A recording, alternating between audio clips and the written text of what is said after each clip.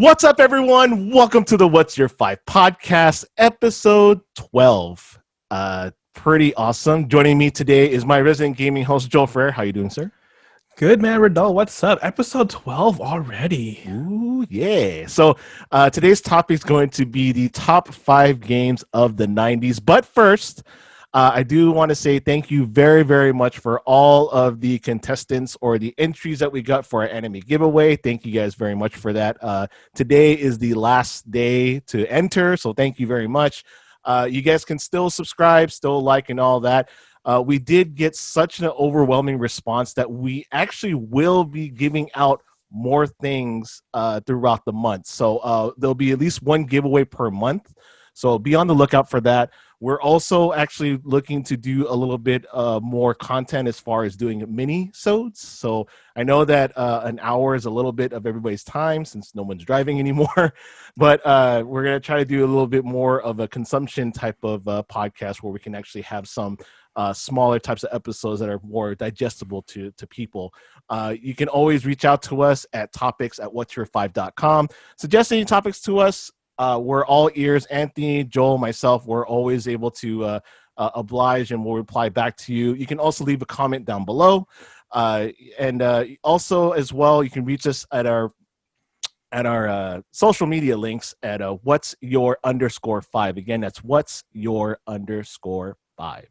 So with that out of the way, we'll be announcing our winner on the 11/9 podcast. So be on the lookout for that. And we'll also be reaching out to the winner and, you know, doing all the formalities as far as shipping and all that stuff. So good luck to everybody. I hope everybody had some fun with that, and be on the lookout for more giveaways this month in November. So again, with that out of the way, how's the weekend going for you, Joel? Are you doing okay after the loss?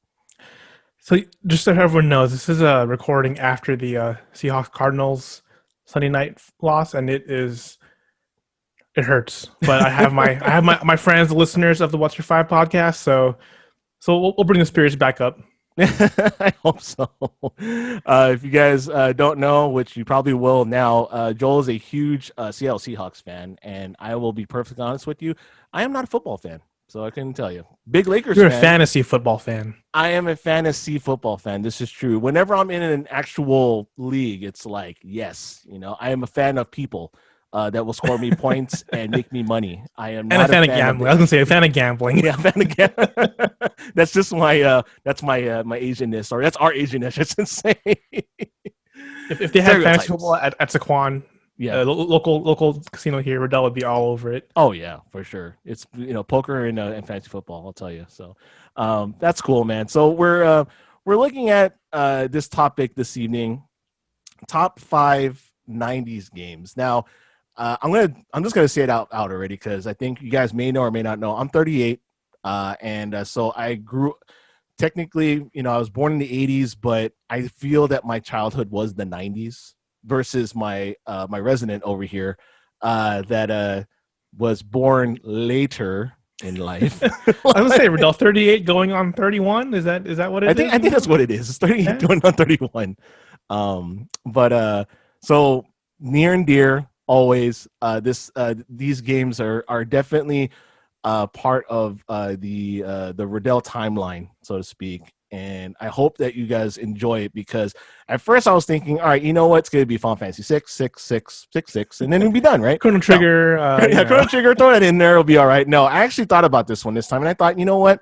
I'm actually going to talk about games this time around, for me at least. This is my criteria for this list, that we're going to be doing games that I've played the heck out of that are just super, like, I wouldn't say obscure, but definitely was not of the norm back then.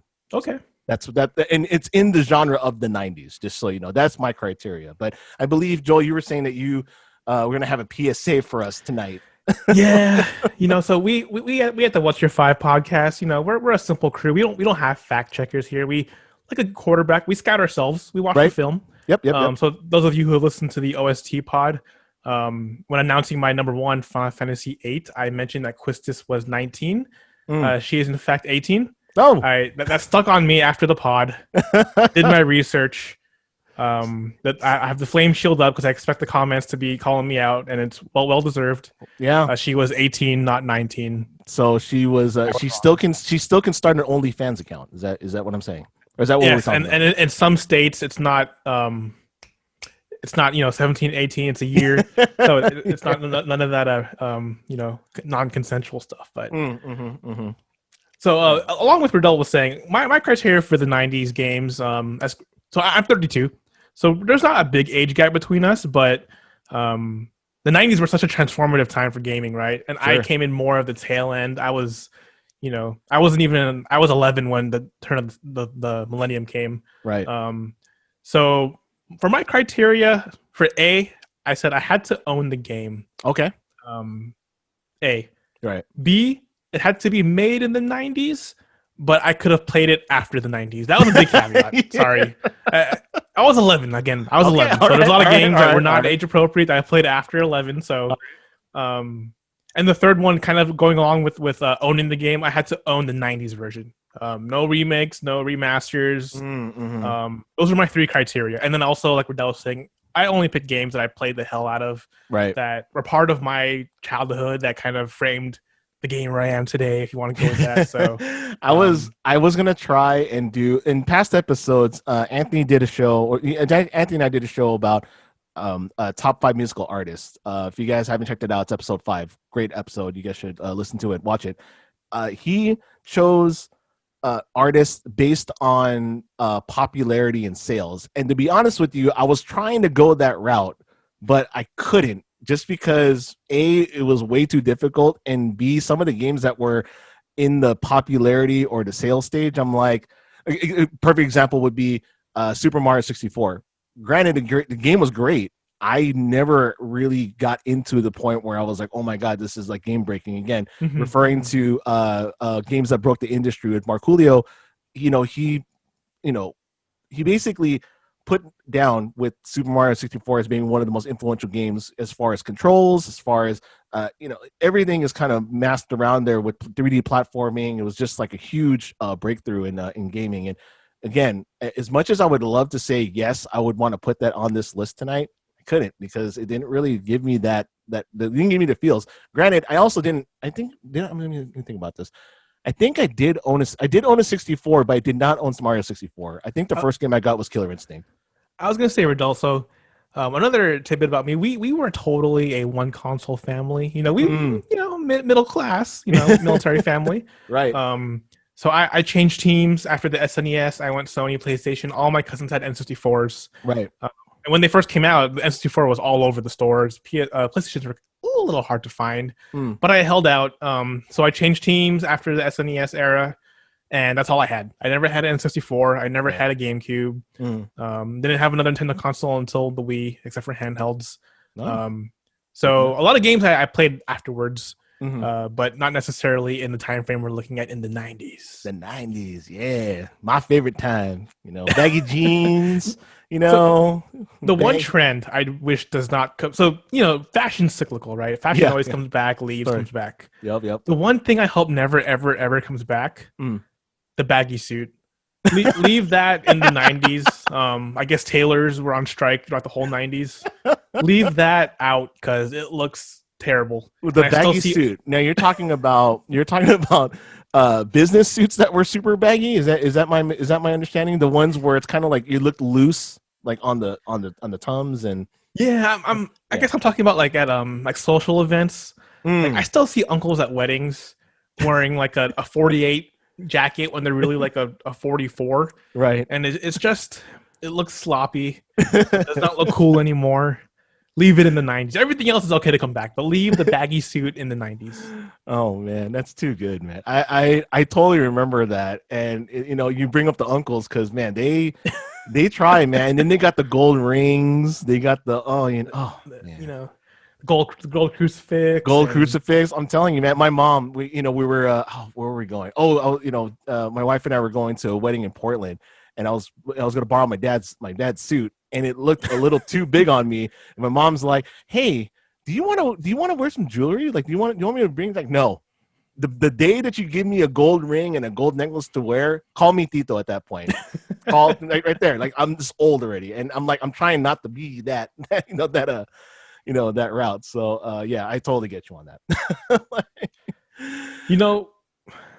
Being in our 30s, well, for some we are the Titos. So oh yeah, we might have to embrace it very shortly, but not today. Yeah, not today. No, I trust me. When I came back when I was in Chicago a few months ago, or a couple of months ago actually, it was just so weird, like being like, oh, this is your uncle from blah blah. I'm like, oh my god, I'm an uncle. But I'm the cool guy. I swear, man. I play video games. It's okay. 15-year-old, you want a shot of beer? Yeah, exactly.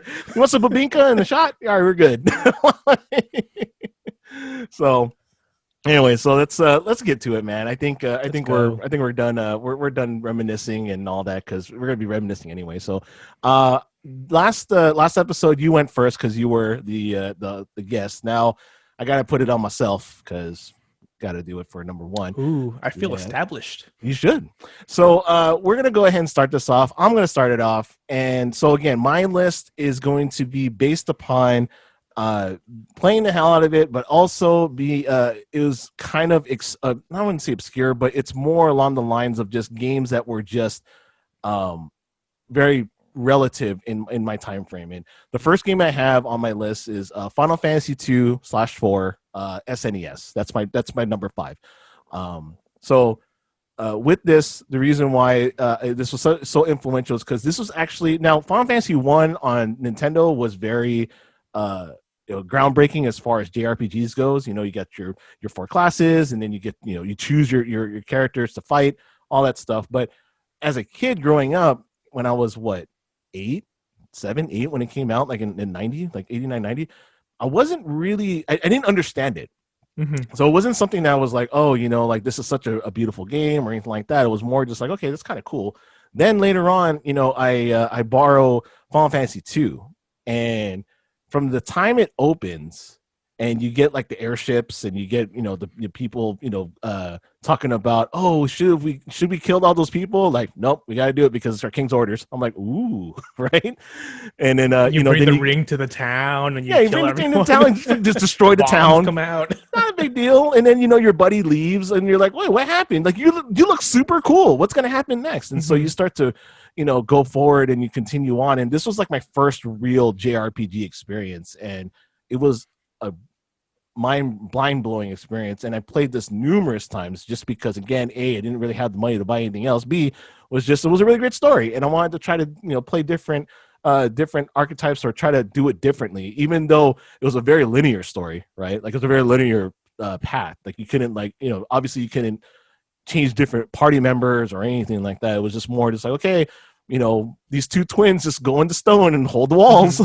That's it. Your 2 of your best characters are just completely gone. Bye.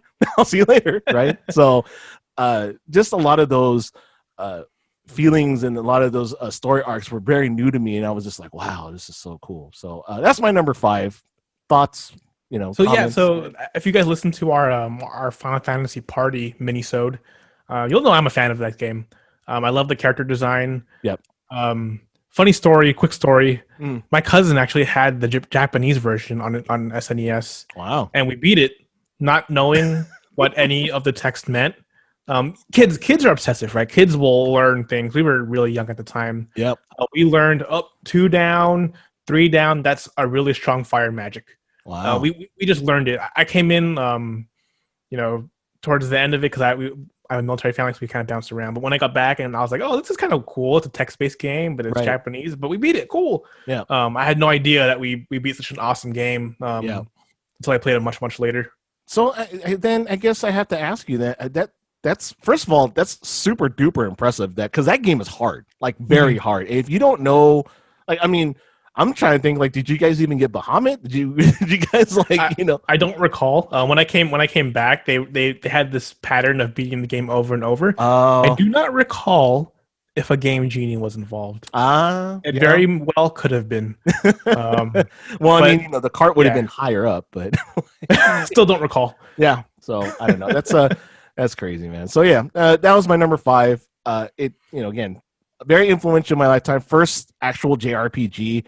One of the top games I feel in the 90s that, or that defined me as a gamer like growing up. So number 5, Joel, what do you have, sir? Number 5 for me is a game called StarCraft. It was a first for a lot for me. So if you guys know me personally, my preferred platform is the PC. A little harder now that family and stuff. But That's right. But go home and be a family man, Joel. Family man first. Family man first. Right. This was my first game into the foray of the PC platform. Okay. And props to Blizzard for letting this game run on damn near anything. Yep. It could run on a potato. It could probably run on a printer today. It could run on anything, right? Yeah. So it ran beautifully on my family computer that had AIM and Windows ME, all that good stuff. It didn't crash on you? It did not crash. Wow. This is the real patch for Windows ME is StarCraft. Okay. Good to know. But anyway. Also, my first online game. I really played it for the online. I had a lot of friends that played it. We would play, all day, custom maps, custom games. Right. I was trash at it, but it was still fun. And it actually was my first exposure to how big esports are. Nowadays, esports are everywhere, right? Sure. And I heard of professional gaming, but it wasn't until I saw a video in the early 2000s of a StarCraft game tournament, probably in Korea. Right. They were on a small stage with the game broadcasting on a projector. Yep. And there was literally hundreds of people with the banging things in the stands rooting for StarCraft. And this kind of blew my mind because at the time I knew it was a thing, but I didn't know it was this big of a thing. Right. But I love the game regardless. If you're curious, I was a Terran player. Very good RTS game. Right. My first RTS love. So my number 5 is StarCraft. You know what, man? I gotta tell you, dude. Like, I hated RTS. The disappointment is just rising in me. Each pod, Rodel. Disappointment is rising up. I'm seriously I'm reconsidering this choice here to do this. So I'm just like, I mean, okay, don't get me wrong. StarCraft is definitely high up there as far as influential games to anybody, right? I'm not denying that. I'm not denying the fact that it was a great RTS game for most, if not all people, just because, again, it was something that, was Command and Conquer before that. And, they had a bunch of other iterations, but StarCraft was the one that was, and they had Warcraft too as well. But, yeah. It was just, they made it so that way it was very accessible to everybody. Like what you said, like it ran on damn near anything. You were able to play it with everybody, online forays, all that good stuff. Me personally, I mean, I enjoy God games in a sense, but only to a specific point. Like one of the only few God games that I enjoyed, but only because it had an action platformer at the end of it, was ActRaiser. Okay. So it was kind of God game-ish, but I mean, with the whole StarCraft deal and the whole command your troops and going this way and going that way, like I want to just be one dude destroying everything. That's kind of where Dota came from, right? Dota was a spin-off of Warcraft 3. Oh yeah. But I mean, it's not for everyone. It's not for everyone. No, it's not. But I mean, it's definitely opened up doors for a lot of other gamers, right? They were just like, oh, like I started at StarCraft and now I'm playing this. So they make more money than us. I'll tell you that. So yeah, I was never into the APM thing. Don't worry, I'm not like, my macro game is my micro game, is really, really bad. But it's all for fun. I really enjoyed the time, and it was my first like playing online with friends. It was like, oh, this is kind of like not Hangman or anything, like a real game online. So it was a lot of fun. You weren't playing Wheel of Fortune or Oregon Trail. You have died in dysentery. So all right, good deal. I mean, like I said, again, I understand why you chose it. Just not my cup of tea. What's your 5, right? What's your 5? What's your 5? Exactly. What's your 5? Cut the fat, all that good stuff. You guys know the drill, right? So, good deal. So, number 4, I'm just going to go ahead and go right into it. Number 4, pretty much no-brainer. This one, again, had my love for action adventure. This was just one of the forays of it, basically. And it was Legend of Zelda: Link to the Past. Easy peasy, right? Again, another Super Nintendo game. I know, guys, I'm sorry, but I really enjoyed this game, or really enjoyed my Super Nintendo. One of the first ever just to have an immersive story. This was a game that was for me. you guys heard this story before in another podcast where my dad would play Legend of Zelda. That was like his jam in Nintendo, and I would always want him to I always watched him play, and he would name Link after his kids, right? So like me or like my brothers or anything like that. And I'm like, every time he picked me, I'm like, yay.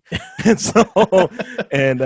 so it was my turn to do the same thing, playing A Link to the Past, and just, I always thought, man, it's just, you can play that game. It's what's amazing about that game is the fact that it's replayable to this day. Like, it still holds up, which is kind of crazy, it does. right? So, I mean, I think you've played it, right? Or is that one of the games that I want to strangle you and you haven't played yet?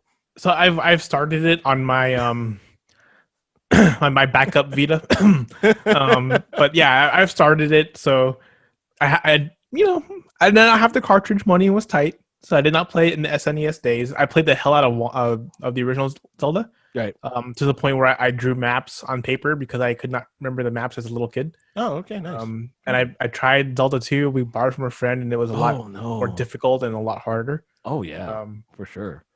I saw a speed run recently of Zelda 2, and it's amazing, like how that game was structured and how buggy it was.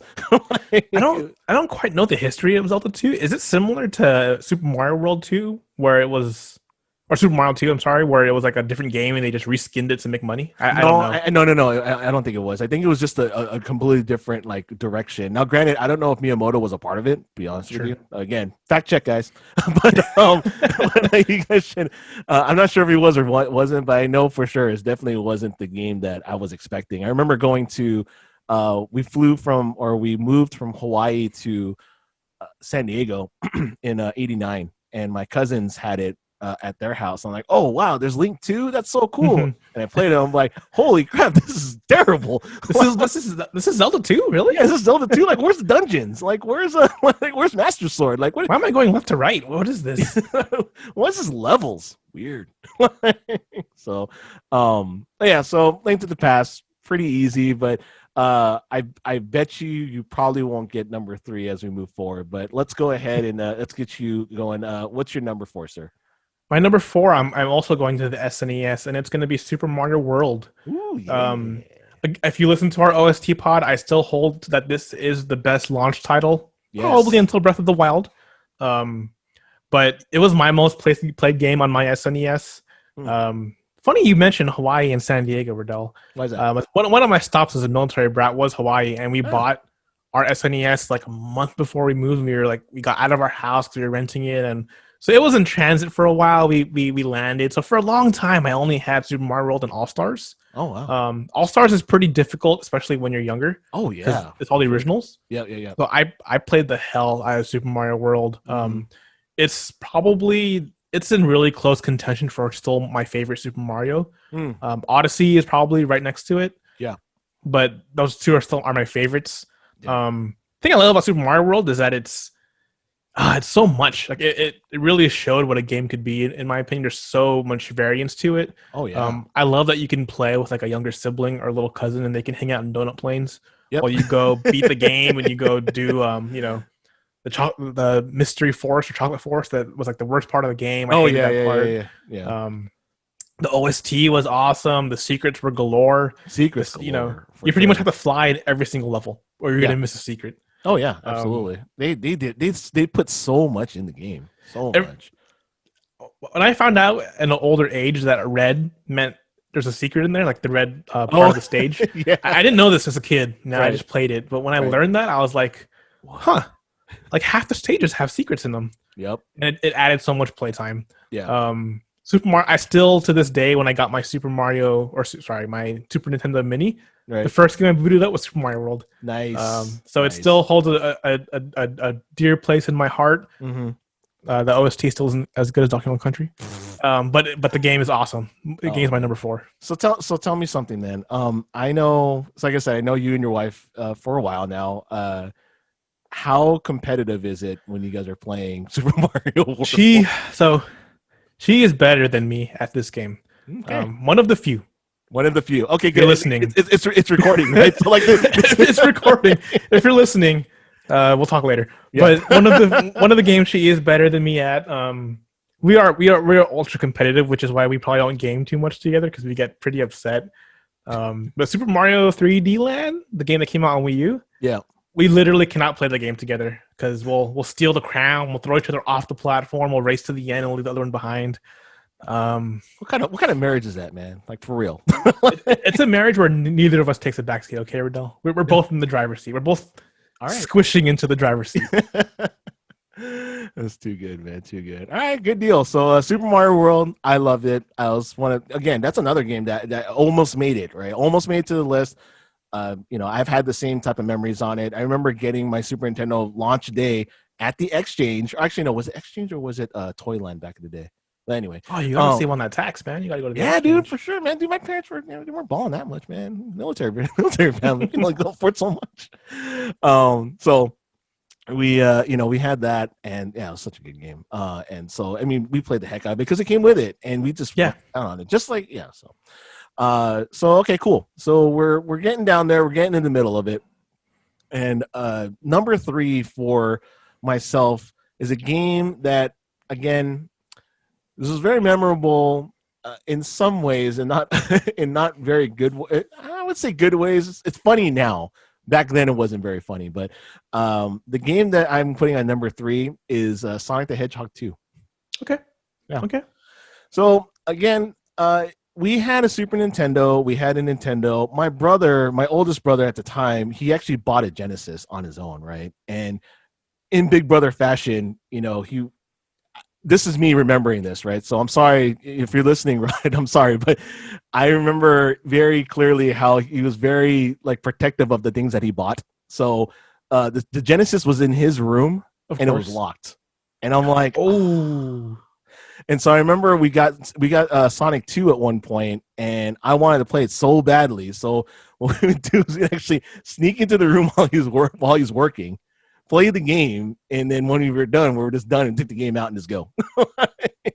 Ended up being the game, which is great. I mean, it was a really good game. I mean, one of the best platformers on the Genesis, hands down. And the music in there is phenomenal. I mean, was it a Green Hill Zone is still one of my favorite opening musics of all time. It's iconic and very it gets stuck in my head all the time. But very fond memories of that. It was just a really good game overall. And it was, when you had Tails and you had another person in there, it was also really fun to play with that as well. So it kind of had both of those things going for it. Plus, the graphics were really nice on there, very colorful. And that was one thing I loved about Genesis too, was the fact that it had that. I wasn't a big fan of the sound of. I mean, not the OST. The OST was great. The sounds in the games themselves kind of felt a little wonky, kind of felt a little weird. But overall, though, I thought Sonic, too, and plus, mind you, just so you know, fun fact: 6 million sold within the Genesis lifespan. So, time out here. When you say he locked up the system, was it like the controllers were locked away or the cartridges were locked away? How did this work? Was there I'm glad you asked this. So he would lock the room. So then what we would do is we would grab old credit cards and Jimmy would lock the actual door to open it. Now, so he caught wind of that. And once he caught wind of that, then he would actually have the Genesis there, but the controllers would be hidden somewhere in the world. And so and back then he had a waterbed. So we're talking 90s here, right? Yeah, we're talking 90s episode. Here. Yeah, early 90s. And so he would jam the controllers inside the side of the waterbed, so that way you would think that's not there. You're like, oh snap, man! I can't, whatever. And so he got pretty creative after a while. And then finally, after some time, he finally, gave it up and let us play and all that. Which we love him for. Love you, Rod.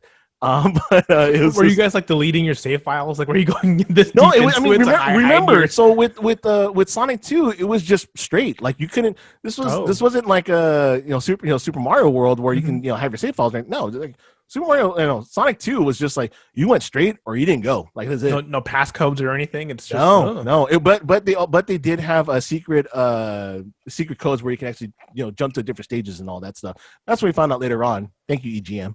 But yeah, it was those things that we had to do. But Sonic 2 was one of my favorites. I mean, I'm not sure if you had relatives or you had experience with Genesis back in the day, or it was just all Super Nintendo then PlayStation I don't know. I'm not Yeah, sure. so as you can hear by my asinine question that I just asked, I did not have a Sega in my family at all. I had a close friend in Hawaii that had a Sega, and I would watch him play. He never let me play. Jerk. So thanks, Jeff.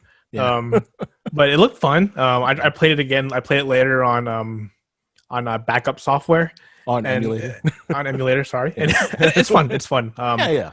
The speed probably isn't for me, probably because I didn't play it when it was brand new, right? Like Right. I'm definitely a slow down and get at every ring kind of guy. Yeah. And Sonic is like you just blaze, you just just go through it, man. Go to town. But it was an awesome game, groundbreaking OST.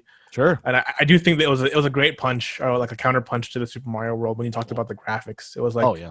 Super Mario World really showed what a 16-bit console can do, and Sega was like, well, we can one up you. Here it is. Yeah, here it is. Yeah, exactly. It was really good. And like I said, I loved the banter between the two. In fact, I'm not sure if you guys have watched it yet. If you guys haven't, look it up on Netflix. What was it was it's not Insert Coin, was it? It was the High Score.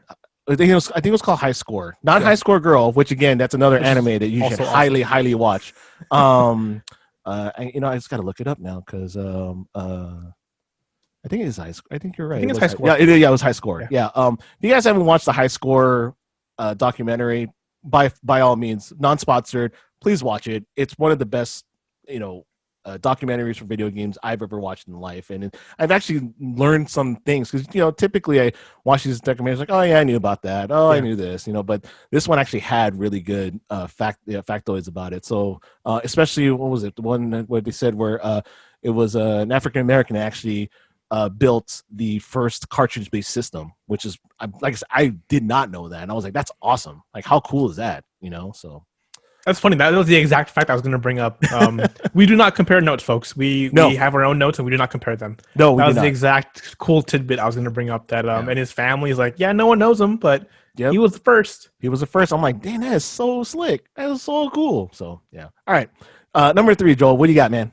All right, number 3. I'm curious to see your thoughts on this because I think I know your thoughts, but we'll see. All right. My number 3, Pokemon Red Blue. Ooh, I was a blue guy, by the way. So. Wait, blue was a Squirtle, right? Blastoise on the front. Oh, Blastoise. But I mean, that's okay. So, I was a kid in the 90s. Yes. I totally got swept up in the Pokemon craze. Mm-hmm. All about it. Watched it before school. Yep. And then it's funny we talk about this. I guess it was because this is the 90s, and this is when I came back. When I came back from Hawaii to San Diego, I was already into Pokemon. I watched it every day. What year was this? This was 98. Wow. So you were in Hawaii. Okay. All right. 95 to 98. Okay. So I was already into Pokemon. I was already into the cards. And when I came back, all my cousins had this game on Game Boy Pockets, on old Game Boys. Mm-hmm. They bought like a third-party Game Boy charger that had multiple prongs, and they would play next to each other, connected to the AC adapter. It was nice. So the first thing the first weekend I was back, we went to Babbage's. My parents bought me a Game Boy Pocket and Pokemon Blue. Right. And love at first play. This was my only handheld game for a long time. Wow. It was the only reason I had a handheld for a long, long time. Right. Not until the Game Boy Advance did I actually get other games. To be honest, I had a Game Boy Pocket with Pokemon, and that was it. Right. But yeah, this was I wouldn't quite say my first foray into JRPG because I don't consider it a true JRPG. But it had those RPG elements. It had the grinding. Oh yeah. It had the items. It had managing health and experience. Mm-hmm. And obviously, it followed the story that I was so fond of. Sure. So it was my my road trip friend. It was my I'm grounded. I can't play TV. I can't play PlayStation or watch TV. It was my friend there. So it holds a lot of fun memories for me. But I do want to bring it up. This is probably the one game on my list that does not hold up. I would not play it again today. There's so many creature comforts they've added, like hotkeying your bike to select, that are not in this game. Right. I would not have the patience to play through it. Yeah. But in the 90s, because we're talking 90s here, this was a huge part of my life. Pokemon Red, Blue specifically. Nice. So, fun fact. So I think 98. Let's see. I was still in high school. I was in 10th grade, and was I in 10th grade? It was 10th grade. So 97, 98. So I think before that, so you had it. So you got a Game Boy Pocket. So it still was out before that, right? Like, I mean, so It was. so I let think it me. came out in 95. So it came out in 95. Okay, that and then this is the reason why I say this because if you guys know me, Joel, you know me. I'm a huge emulator backup guy. Like I will find the ends of the earth to try to find a way to play a game without having to pay for it. Not to say that I won't pay for games. I will definitely play for games. Don't please quote me on that. I will play. I will pay for games. But I do enjoy the I guess you can call it the journey to find games without paying for them. I can't wait for these YouTube comments, by the way. Yeah, I can't wait either. But in 95, 96, when the game came out, it was probably maybe a few months afterwards, the game actually got dumped. And I actually had the ROMs on floppy disk. And so back in junior high, I was slanging that straight up to people to play Pokemon on their computer, and they were like, "You have Pokemon Red on your on computer? How'd you do that?" I'm like, "Let me show you," and so it was just a crazy thing. And I remember that's one of my first memories of Pokemon. The second thing is, I think you may know this or may not know this, but the first actual Pokemon game I've actually played from start to finish was Sword for Nintendo Switch. Wow. Yeah. All the way there, huh? All the way there. So just recently. And the only reason why is because I'm not a big Pokemon fan. I love the show. I liked watching the show growing up. That part I was totally fine with. It was just, I don't know. I didn't really like the fact that you had to, raise all your animals and then do all this stuff. It's a grind. Yeah, that's all. It's a huge It's a total grind fest. Yeah. That's why I don't recommend the older games nowadays. Right. But with emulator, you're missing out on the best part, man. You can't trade. friends. That's exactly. I didn't have friends to trade with back then, man. I mean, yeah, they had Game Boys, I guess, but none of my friends, I guess, really had the game. I mean, maybe they did, but I just didn't really care. And the other part of it too is I'm not a big handheld person. Like I love my Switch. Don't get me wrong. But I don't really enjoy like the handheld experience as much. I can only hold it for like maybe 20 minutes and be like, okay, I'm done. Like there's only been a very few select games I actually played in portable, whether it be Switch or my 3DS, that I can name off in like one hand that I played through and through. But other than that, I'm just like, So, but yeah, I mean, I can totally see Pokemon for you, especially. God, 98. I didn't realize that you were. You came back so late. Well, then again, you were young, so I don't know. Yeah, 98. I was in 5th grade. I think that timeline lines up. Yeah. So did you? Okay, so I know this will probably get cut, but I wanted to ask you, do you remember what elementary school you went to in Hawaii? The one on base. I can't remember the name. Do you remember if it was Nimitz? No. Oh, okay. My sister went to Alumanu. Or I went to Pearl Harbor Elementary. What am I saying? I went to Pearl Harbor Elementary. I have the shirt still. All right, then good to know. I was figuring because I went to Nimitz when I was back in the 80s, but again I think I was there for kindergarten to 2nd grade, and then I moved, and then I went to Boone, and the journey began from there. There you go. Yeah, so good deal. Number 3, Pokemon Red Blue. I like it. Good choice actually. So number 2 for me. Since we're getting a lot closer now, and hopefully this is getting a lot shorter, we're looking into this is going to be when this game came out. It was in 1997. Came out for the arcade, but I think I remember I don't even remember buying it. I remember burning it for my PlayStation, and I fell in love with it. I never actually owned the controller. And this game, I don't even know if you know it, but I'm going to tell you right now, it's called Beat Mania. I do not. Yeah, I was trying, as you putting the clues in, I was trying to see if I can guess it, but nope. No, you definitely wouldn't guess that one. I don't think a lot of people would. And the reason being is because this is one of the first what they call, Konami used to call it B-Money games. This is where the rhythm game started to come into play. Okay. I think this was prior to Parappa. Again, please fact check me. But this game was a DJ game. That had a turntable and a piano. I remember the accessories. I remember this. Yeah, so it was it was that game, and the PlayStation version, I played the snot out of that game. I went to town. I played every single song. Because I was like into hip hop. Maybe I'm still into hip hop now, but back then it was like, ooh, it's like Japanese hip hop. This is so cool. And I even had the controller. I just had my PlayStation controller, and I was just, oh man, I love that game so much. And it was one of the precursors to a lot of the rhythm games that came out now, like DDR and like Guitar Freaks, Rock Band, Guitar Hero. I mean, all that stuff. It's all a precursor to this particular game, which was, again, it was notes that are falling down, and then you had your notes, and then you hit the note on there, you hit the scratch table on there, all that good stuff. And a lot of the music on there was really good. It was very Japanese, I'll tell you that. But I didn't care, and I thought it was really cool because I'm like, ooh, I'm the only one that has this. And there was like 10 million different remixes after that. And they also went into PS2 and had a bunch of mixes from there. So, and I think, I was going to ask you, you're not a really big rhythm game person, were you? Like back in the day?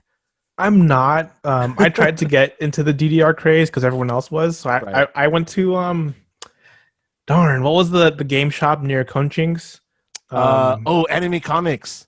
Yes. Yes. My mom bought me the soft foam DDR pads. Man, your parents are awesome. Dude, we played for like a week, and we were like, yeah, this isn't for us. And whenever I would play with my cousin, I'd play on the controller because I'm a wimp. But I was going to ask you, is that how that works? Because obviously you said you didn't have the accessories. You had to use your controller, like the notes matched up with buttons. Right. Yeah. So the notes matched up with buttons, with the D-pad and the buttons. And in fact, there's actually a game out now called DJ Max, which is DJ Max, which is on for PS4 and PC. Not sponsored. Beautiful, beautiful rhythm game. You guys are missing out if you guys haven't tried it out yet. It's very Korean, very J-poppy, K-poppy-ish, but man, it's so good. And if you guys are big fans of rhythm games, that's definitely the one to check out. But on the note of DDR, we actually had the foam pads, and I remember back then, our friends and everybody, they all knew our house as the garage house because our garage wasn't for cars. It was that's where everybody was hanging out. We had the TV in there. We had our systems in there, all that stuff, right? And so we would play DDR with the soft pads on the concrete, not thinking about it. Yeah, I didn't think about it then. And like my sister-in-law, God bless her, she bought us it when she first came to the States. And like I was like, oh, this is so awesome. And then like playing on the concrete, I'm like, oh my God, I'm getting shin splints. And I'm guessing not. Were you wearing shoes or not wearing shoes? I was not wearing shoes. Oh. No. I said F shoes. So 38-year-old Rodel is cursing 15-year-old Rodel at this moment. Oh, right? Yeah, absolutely. I did play DDR though in the arcades for a little bit. I remember playing during break time when I used to work at Mills Outpost. That was kind of cool. But it was so expensive. That was dude. It was like $1. It was like it was $1 to get you tired. Right, and for everyone to watch you. Yeah, for everyone to watch. But then that was the time, man. Like everybody. That was the whole. That's arcade. Oh man, I miss those days, man. I miss going to arcades and like wrecking shop in Street Fighter or Tekken or whatever. Just like like, ooh, look at me, I'm beating man. Because I'm so cool with my game. Well, now you just get 9-year-olds on the internet, oh yeah, calling you F-bombs all day, and oh yeah, teabagging your mom and all that. So yeah, all right. Number 2, sir. What do you have? Number 2. All right, so number 2. It was one of the games I did not play in the 90s, but I played it very, very shortly after, like 2002, I think, when I got it. All right. A game near and dear to my heart called Metal Gear Solid. Woo! Yeah. So, man, this game. So the way when not many people haven't played any of these games, but if I were to explain this to someone who hasn't, I would say imagine whatever your favorite, action spy movie is. If you're a Bourne guy or girl, if you're a Mission Impossible person, if you're a John Wick person, this is the game of all those movies put into one. Yes. So damn good. Yes. Obviously, it was one of the first, but definitely first for me. I didn't play any of the originals on NES, so it was my first stealth action game. Yep. It was probably the first real serious third person shooter I've played. It was the first that young Joel was exposed to many adult themes. So one part that sticks out is when you're trying to find Meryl, she's disguised as a guard. Yeah. And there's like something different about her. And I had a guidebook, so I kind of cheated, but I was like, I don't get it. Like, why is she different? But I learned like, so I think I was 12 when I got this game. I learned when I was 13. Hey, this is what they're talking about. Yeah. So if you guys don't know, if you guys haven't played this game, just so you know, what Joel's talking about is when you find Meryl for the first time, she's disguised as a guard. You notice that her hips are moving quite seductively. Her pixely, pixely butts hips is just going swaying back and forth. So I think there are sound effects associated, but I could be mistaken. Oh, right. But yeah, I love this game. It was one of the games I played the most on PlayStation 1. Yep. I played every game after that. Honestly, until 5, I didn't really get into 5. Yeah. I didn't like the whole parachute people back up to your base stuff. You know, personally for me, Rodel, this was one. Or sorry, that wasn't one because there was 2 Metal Gears prior. But Metal Gear Solid was the pinnacle of the story for me. Absolutely. It was convoluted enough where it was interesting. Yep. But starting in 2, they just went like full off the deep end, convoluted, where you lose track of what's what. Yep. I feel like for the sake of doing it, not really to add. So to me, 1 was Metal Gear Solid. I keep saying 1. Metal Gear Solid was the pinnacle of the story. Absolutely, 100% agree. I felt that Metal Gear Solid 1 had the best. I felt the best voice acting, best story moving forward. That was easier or easy enough to kind of follow through with, because it was enough to where it was getting a little political, but it wasn't like overtly political, like how I think it was part 2 when they're like, oh yeah, every different president was. It wasn't Game of Thrones yet, right? It wasn't all Game of Thrones. Yeah, exactly. It wasn't like, oh, I'm like screwing my my mother's daughter and blah blah blah. Like it was just like it's not a really good time. But yeah, I totally agree with you on that. I think Metal Gear, again, we talked about this in the gaming industry or breaking game industry, and the way that the cinematics were stepped everybody's game up, dude. Like everybody's game up with different storylines and voice acting and all that stuff. And I don't care who you are. David Hayter is Solid Snake. Like that should just be his name, like forever. Like forever in history, his name is Solid Snake. It's not David Hayter. It's Solid Snake. That's all there is to it. Because dude, there's so much to the story. Spoilers coming. Like when you find out Liquid Snake was your buddy that you're talking to the whole time on the radio, it was like mind. Yeah, blown. Like what? I was like, that guy always gave me hints on like eating rats and going in the sewer and stuff, and now he's like my arch nemesis, who is my twin brother too. So let's backtrack for a second. Yeah. So you said that you bought a guide. So are you meaning to tell me that you did not figure out the Psychomantis part by yourself? I did not.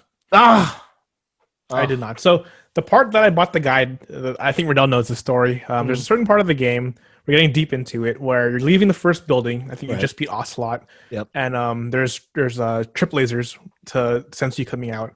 And if you trip a laser, you get gassed. Right. Like, literally gassed. The hint they give you on the radio is to use your cigarettes to see when the lasers go up and down. Yep. I did not know what they're talking about. Like I tried it and I couldn't tell when it was up or down. Right. And I literally for months, the game to me was start of the game to that level, and that's the whole game. Months. You're saying months, like plural.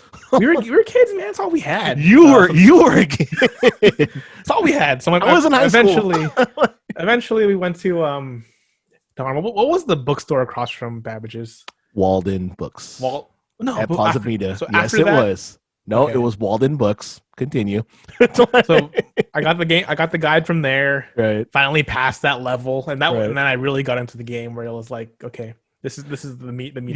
You're one of the very few people that I know in life that actually bought the guides.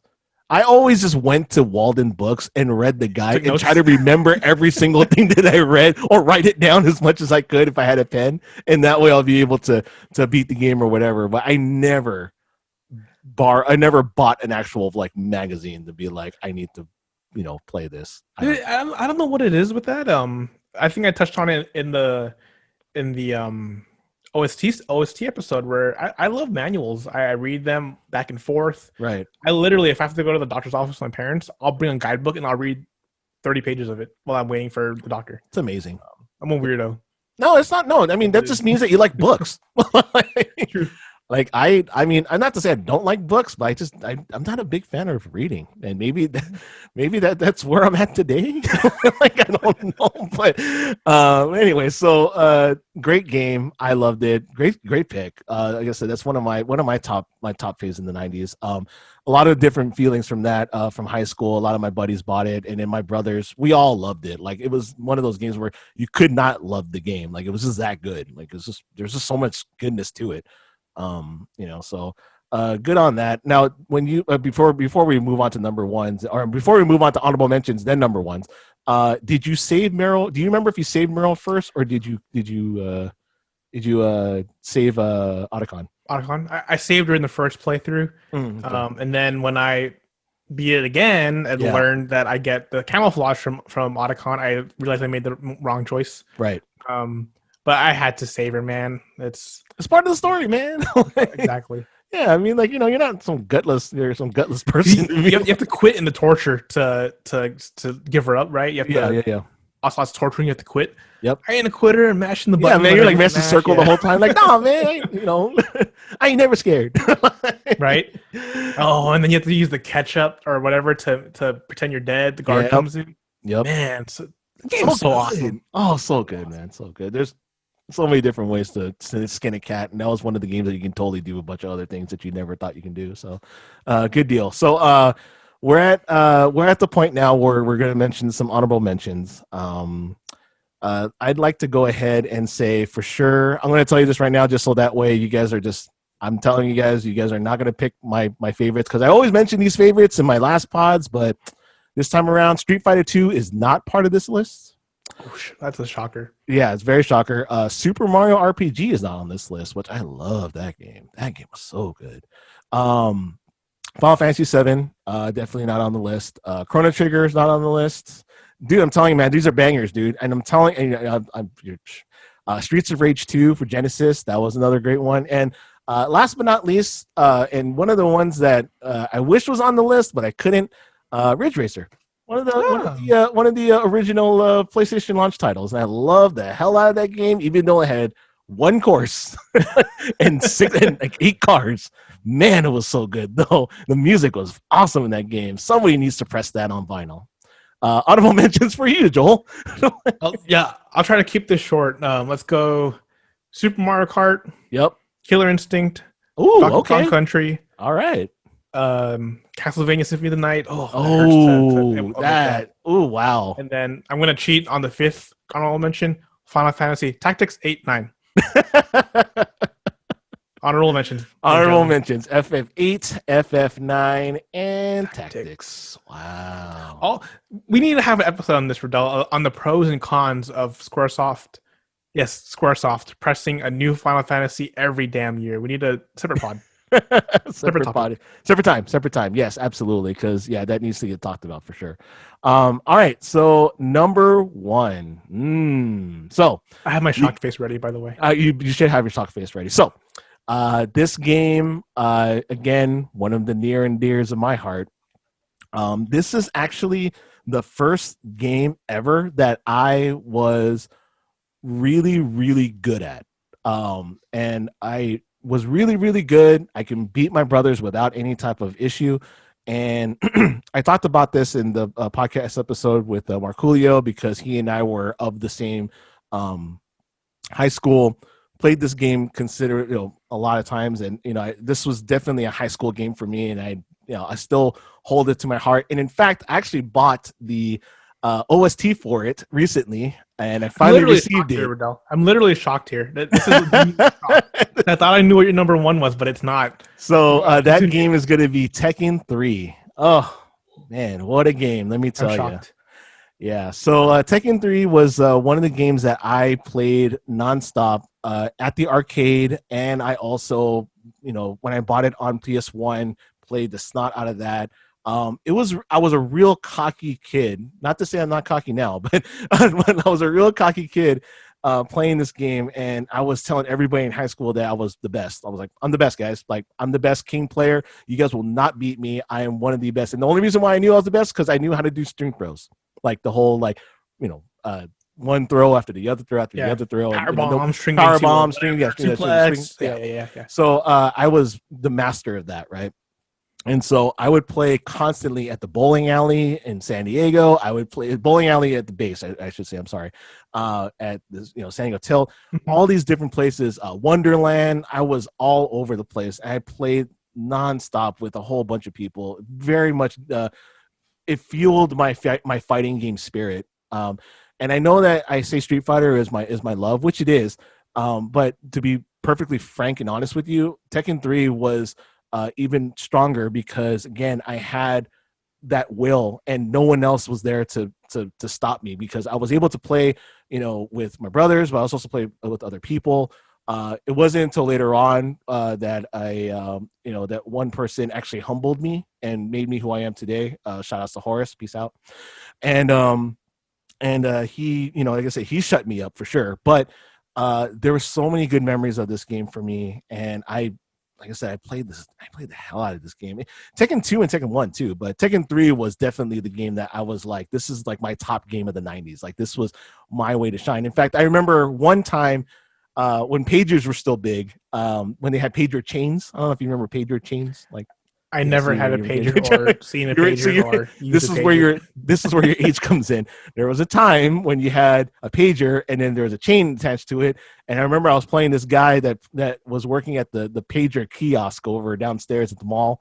And I'm like, I'll tell you what, man, if I beat you 2 out of 3, I get one of those chains. He's like, bet. All right, cool. Mind you, again, I'm like, 14 years old at the time. Smoked him hard. Did you have a pager?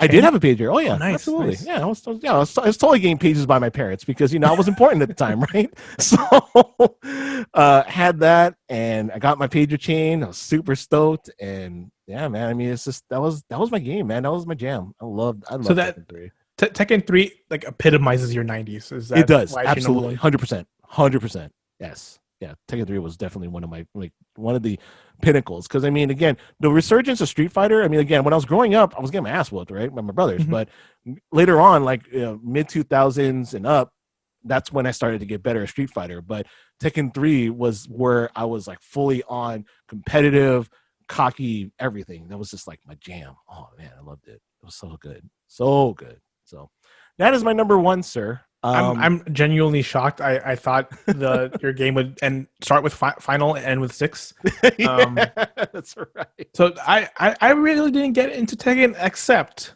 for the PSP Tekken. I think it was 4. It's 5. It's 5. Yeah.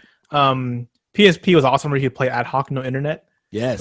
Close enough together. Yep. So me and my buddy, my first year, shout Randy, my first year of SCSU, we would just play it during lecture. I was a Paul player. Nice. I wasn't very good, but good times is all. Hey man, dude, it's the best way to kill class time. I'll tell you that, man. But you're one of the few, again, one of the biggest Sony fanboys I know that owned a PSP and enjoyed it that much. Okay, topic for another pod. But the PSP was an excellent system. The Vita was also excellent. It just didn't get enough support. But the PSP, even with choosing the worst media to host your games on, UMDs. Was an excellent system. UMDs and the memory cards. The memory cards. Yes. Oh man. Top 5 handheld games. We're gonna have to do that pretty soon, I'm sure. Yeah. All right, sir. Number 1. Should I just guess it? Should I just go to town on it? Go for it. Oh God, man. So I'm just gonna say it. Joel, his favorite game of all time was Secret of Mana 1. No. I'm sorry. Final Fantasy VII. That is correct. My number 1 game of the 90s, Final Fantasy VII. So similar to Rodel's point of Final Fantasy 2/4, this was my first JRPG. A genre, probably my favorite genre, right, of all time. So this was my first foray, and I got it close to launch. It was my first PS1 game. I mentioned earlier in the pod that me and my parents would look high and far for a PlayStation. Right. We finally grabbed one from the exchange. They had like 3 in stock, and we drove down and we got one. Wow. And the guy behind the counter was like, which I don't even remember, but the exchange was small in Hawaii. It was like a counter, a video game counter, and that's all you get. Yep. He was like, so what game do you want? And I said, that one, Final Fantasy VII. Wow. I saw the ad in a magazine. This is the first time I saw ads in nice for video games, so I picked it up.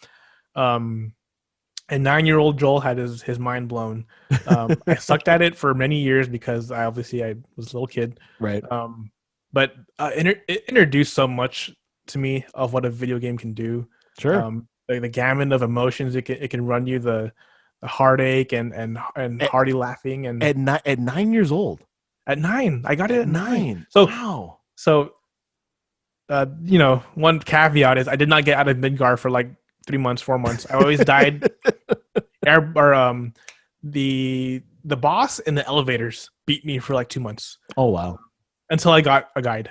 Sorry, but this game, it's still my favorite game of all time. I can still play it. I have it on every platform. I've SquareSoft / Enix takes my money every time they release it on a new platform.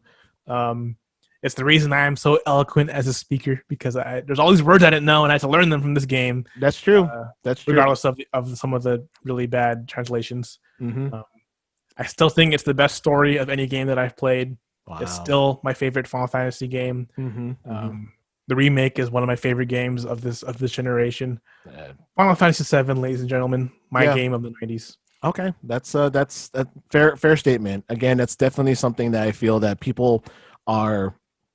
There's a lot of folks. I mean, there's a lot of folks just like you that had that game held high in regard. It definitely introduced them to the JRPG element.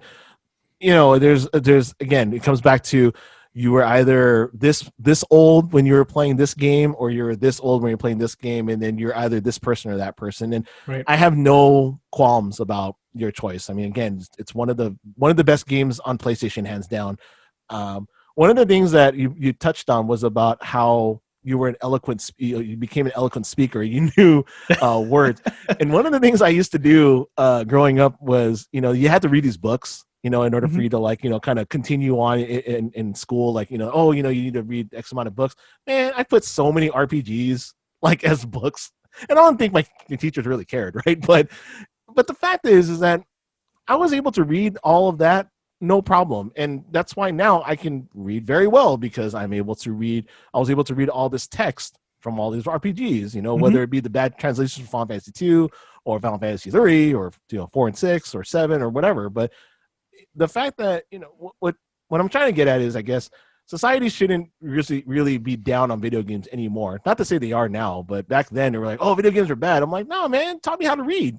Dude, back then, so this is a big discussion we can have later, but one big thing I noticed, the change in video game design, is that nowadays there's no manual. Right. All the tutorials are built in game, and the game will ease you into the mechanics, right? Yeah.